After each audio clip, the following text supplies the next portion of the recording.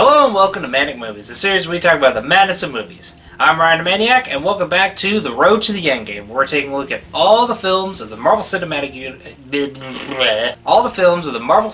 Universe leading up to the events of Avengers Endgame. And this episode, we're going to be taking a look at Iron Man 3, the follow-up to Avengers and the end of the Iron Man trilogy. Okay, so the story of this film mostly revolves around Tony Stark getting back to used to his regular life after the events of Avengers, where, everything has changed. Now there's not just simple threats, now there's also aliens and beings from other worlds and all this other stuff. And also Tony is dealing with anxiety from the Battle of New York, in which he nearly sacrificed his own life to actually to stop all the aliens from coming through the wormhole. So he's dealing with the anxiety of that and the whole battle, and is constantly living in a state of, I have to be able to protect people I care about. So he's not sleeping at night, he's, staying down in the lab building so many suits to the point that he's now up to Mark 42 by the time this film is happening. Like, he's just so stressed out and anxious and suffering that he can't hardly deal with regular life anymore. All while that's going on, there's also this terrorist group known as the Mandarin who have been threatening him and pretty much aim to destroy his company.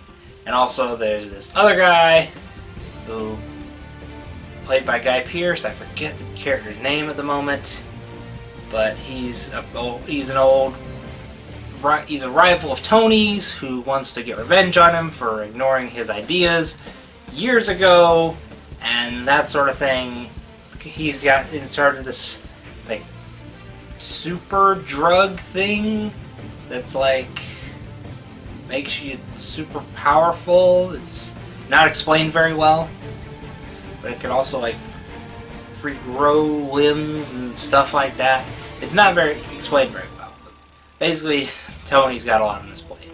Yeah, a lot of people really tend to hate this film. I particularly don't. I'd say Iron Man 2's technically a weaker film.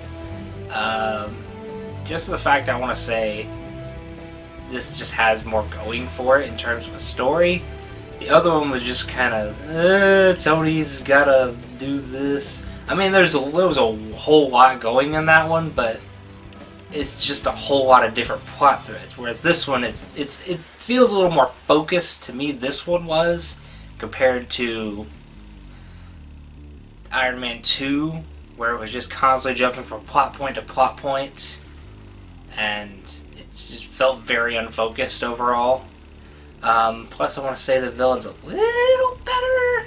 I don't know. I mean, they're still all three of the ones for the Iron Man movies are kind of weak overall. I don't know. I think he's better than Justin Hammer or whatever his name was from Iron Man 2, the dude that took more focus than Mickey Rourke, who was the way more interesting villain in that film, but due to unfocused studio development, they didn't focus on him nearly as much. This one I felt like was a little better, even though his revenge plot is essentially just The Incredibles, where, the hero wronged him, and then years and years later, he's got his own company, and is trying to get revenge on him, and all these other little plot points. I don't know, I feel like the villain was just a bit better than he was than the one in Iron Man 2, but personally I think Jeff Bridges was the best out of all three of these films, I guess. I don't know. Don Cheadle's back, pretty cool as Rhodey, who's now been rebranded as the Iron Patriot for, marketing purposes, because War Machine is too violent for the kids. Even though that only applied to this one film, then every film afterwards he was back to just being the War Machine. Yeah. Gwyneth Paltrow back as Pepper. Does a good performance, she just doesn't do a whole lot in this film compared to the other films. She's just there and she's just sort of a damsel in distress to be saved. But in the end, she sort of ends up saving herself. I don't know, she's just not given a whole lot to do in this one compared to the other films. And yeah, I don't know. She was just rather weak in this one, comparatively. I felt like Happy Hogan got more of a focus than Pepper did in this one.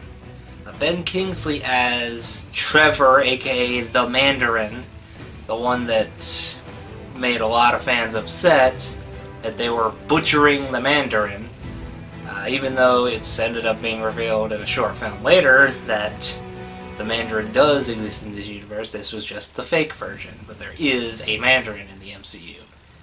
But I'm pretty sure after the whole Ben Kingsley thing, they're not ever going to touch that again. Yeah, action in this was really great. I liked it. Like, there's a lot of, great scenes of just like Tony jumping from like the scenes in the ending where he's got like, all the suits together. That was my personal favorite because he's like jumping from suit to suit while also fighting with the dudes with the extremist virus in them, and the Guy Pearce dude, constantly jumping from suit to suit. That was great. Or when he's trying to save the people falling from the plane. That's fun. Just a lot of good action scenes in this one. And like I said, the story, yes, while it is kind of all over the place, it's still better than Iron Man 2 because it feels like there's more weight to it than there was with Iron Man 2. Or Iron Man 2, it just starts out with him just being, oh, cool, I'm Iron Man. There's nobody can stop me. And then some dude stops him and he's like, oh, okay, I guess I'm just going to start getting drunk now. Whereas this one, I don't know, it just felt like there's more weight and impact. Like Tony having to overcome his anxiety and fear from the events of Avengers. And, also getting stuck in Tennessee in the halfway point of the film, because his suit's broken. And all these things, there just seems to be more of a struggle for him to get through in this one compared to the last one. When the last one is just kind of him mostly just being a jerk to everybody, and not in the good kind of way, but more in the way that he's just being a jerk for the sake of being a jerk. But this one, it felt like there was more of a conflict for him to get through as opposed to that. Like having to start from having no tech, no Jarvis, no home in Malibu or lab to just go back to and start working on. No, he has to work out of a kid's garage, basically, to get back to help and stop the villain and that sort of thing. Stan Lee's cameo in this film is that he plays a judge at a beauty pageant taking place in Tennessee that's being broadcasted on one of the cameras in the news truck, that Tony sneaks his way into so he can contact Rhodey partway into the film. Stan Lee's cameo in this film is that he plays a judge at a beauty pageant taking place in Tennessee that's being broadcasted on one of the cameras in the news truck. Overall, this was a decent watch. I don't think it's nearly as bad as people make it out to be. It's not as good as the first one, but it's not nearly as bad as some of the other films like Incredible Hulk or Iron Man 2. It's a lot stronger of a film and a lot better of a film than most people make it out to be. I think most of the reason people hate this movie is just because of the whole Mandarin thing. About how, they butchered the Mandarin. Just like, no, they didn't. They just did their own version. That's what the whole point of this is. It's not a specific trying to be comic accurate thing. It takes heavy inspiration from the comics, but it's also its own thing. Trying to be its own unique identity. If it did the exact same thing as the comics, then you just see every turn and twist coming and there'd be no point. So, yeah, I personally like this film a lot more than Iron Man 2, but it's not as good as, say, Iron Man or The Avengers. So, but it does get a pass from me compared to some of the other films. Yeah, so anyways, thank you all so much for watching this video. If you enjoyed it, you can feel free to hit that like button. You can feel free to comment, give me a suggestion of something I should look at, because you might have a suggestion of a movie I should look at. And I might have something to say about it. I don't know. Feel free to leave a comment, giving that suggestion, and I'll see where it goes from there.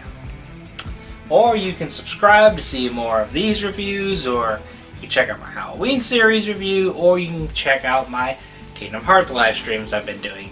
That mountain of a series trying to get through. And its twists and turns and many maddening plot points. But, you know, I love it all the same.